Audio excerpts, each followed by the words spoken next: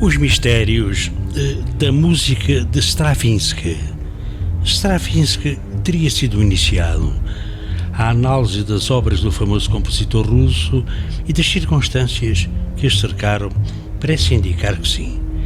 Em especial os balés O Pássaro de Fogo e A Sagração da Primavera revela uma música diferente, despojada e despida, que lembra qualquer vestimento personalístico e uma aproximação ao trabalho desenvolvido também por Gurdjieff e a sua escola do quarto caminho.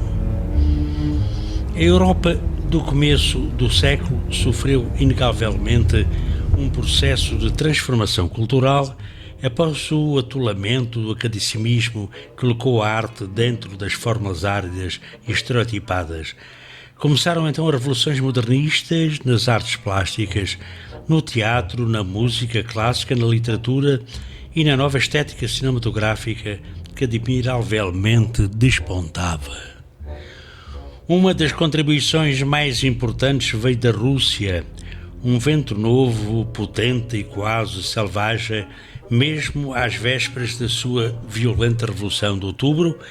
Em contribuição deu-se apenas na cultura propriamente dita, mas também na área da ciência e da tradição iniciática.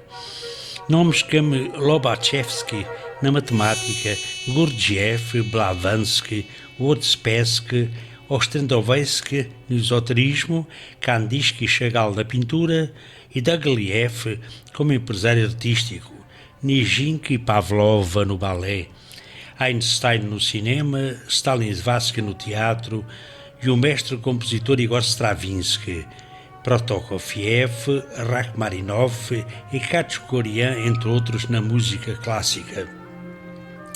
Denotaram então um valor e um peso que se tornaram determinantes e de imenso valor estético para a cultura europeia e mundial. Isto sugere uma presença por trás de tal movimento como uma mola determinante, embora na sombra deixe visíveis alguns pistes.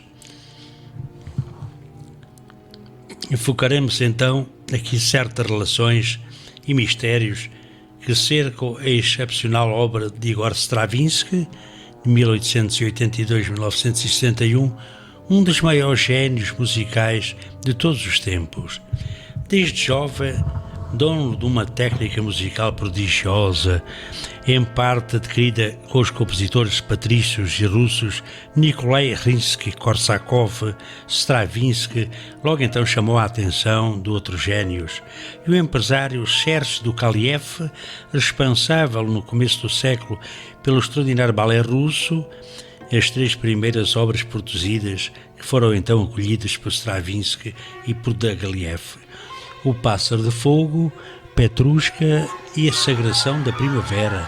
Rapidamente então foram catapultadas e o compositor russo para o primeiro palco da música clássica internacional, posição que os trabalhos seguintes sempre confirmariam. Conhecedor de todos os segredos da orquestração, Stravinsky desvendou um novo mundo sonoro no universo da música, caracterizada por uma quase absoluta ausência de emoções ou sentimentos superficiais e por uma síntese de ritmo, melodia e harmonia num ângulo novo, puro e despojado de qualquer camada supérflua da personalidade humana. Estabeleceu então, ao contrário, uma relação sonora de essência entre o homem e as forças da natureza, e é interessante apontar na obra de Stravinsky os vários temas relacionados à mitologia, à religião e até ao ocultismo. Ele abordou O Pássaro de Fogo, 1910, que é um balé, a história de um anjo de fogo, Petrushka, 1911, balé, sobre uma marionete, é a versão pessoal, e Persona, a Sagração da Primavera, então 1913, com balé, representa o ritual mágico da primeira estação.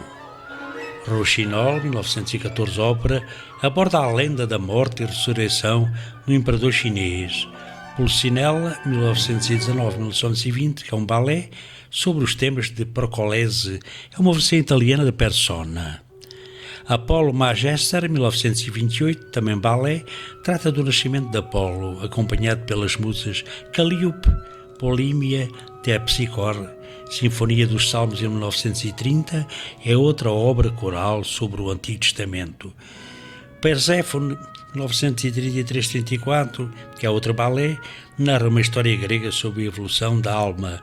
E Orfeu, 1947, também balé, aborda o herói e iniciado da mitologia grega. A Grande Missa, 1948, e o Cântico Sacro, 1955, as Lamentações do profeta Jeremias, em 57, são também obras religiosas. Deve-se então pensar especificamente dos seus mais antigos balés e mais famosos, o Pássaro de Fogo e a Sagração da Primavera. O enredo do primeiro é magia pura, o mais belo e significativo confronto entre o bem e o mal, respectivamente o próprio pássaro e um ogro de nome Kartchef. A lenda diz que este último aprisiona qualquer donzela, transforma-o em pedra, todo o homem que entrar no seu terreno. Entretanto, o ogro permaneceria imortal enquanto estivesse protegido dentro de um ovo preto. O príncipe Ivan Zakharevich, passeando num bosque próximo ao castelo de Kartchek, descobre uma árvore maravilhosa com frutos de ouro, sobre o qual está empoleirado um esplêndido pássaro, todo flamejante. O príncipe inicia então uma caçada ao pássaro, consegue capturá-lo, mas logo depois liberta-o sob condição em terra de ajuda e proteção, simbolizada por uma pluma dourada que a ave deixa com o nobre. Ao observar o velho e sombrio castelo de Kartchef, o príncipe é capturado pelos seus demónios e levado para o dentro. Descobre então muitas moças escravizadas, entre as quais a sua amada. Conduzida à presença do ogro, ele empunha a pluma dourada do pássaro. Este, aparecendo triunfalmente num alto luz e fogo, obriga os demónios a uma dança exaustiva, enquanto sugere a Ivan que tocam a pluma no ovo negro que protege Kartchef. Ao simples toque da pluma, o ovo dissolve-se e o ogro é destruído. Homens e mulheres são libertados, enquanto o pássaro de fogo, no auge da sua beleza e esplendor, une o príncipe à sua amada, para logo em seguida voar livre sobre os céus. É fácil perceber esta narrativa carregada de alusões e subtilezas, de grande valor simbólico e iniciático, porque o grande mestre russo teria escolhido esta história tão bela e significativa. Uma análise mostra que tudo é obra da renovação da linguagem, a história, a coreografia, os figurinos, enfim, um mundo diverso e puríssimo que afasta de vez a emoção demasiado simplória do academicismo organizado e a música europeia daquela época.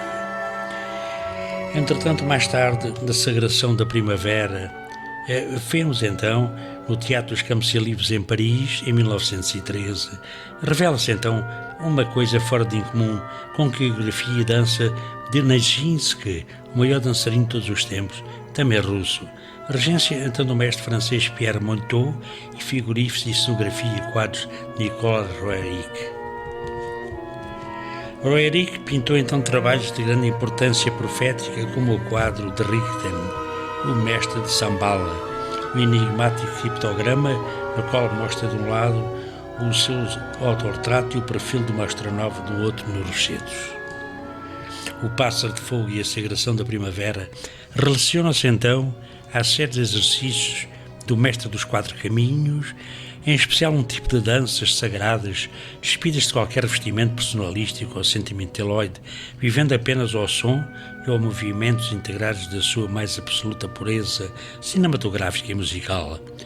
Através deles, seria então obtida a libertação e identificação de certas forças, técnicas severas e impiedosas, tiradas do praticante de todas as ilusões cripto-intelectuais à época. Assim, Stravinsky, como Sibelius, o fez tão bem, em relação ao mundo nórdico e aos seus mistérios, parte para uma música e sons, nas suas energias, todas aquelas grinaldas e véus, plastificadas no romantismo musical, trazendo de volta uma pureza quase iniciática de energia sonora, dando-lhe a forma apropriada através da sua técnica de ritmos harmoniosos e poligonais. Uma pergunta inquietante surge. Então, será que Stravinsky, Roerich, Gurdjieff e Blavatsky e outros não sabiam em conjunto o que estavam fazendo, é o próprio Stravinsky que responde, relevando um dos mais secos princípios do verdadeiro budismo lamaísta. Ignoro o que será feito amanhã. Só pode ter consciência da minha vontade hoje. É ela que sou chamado para servir e sirvo com lucidez. Assim fica exarado os grandes pensamentos e vida deste grande compositor extraordinário que viveu nos princípios do século passado.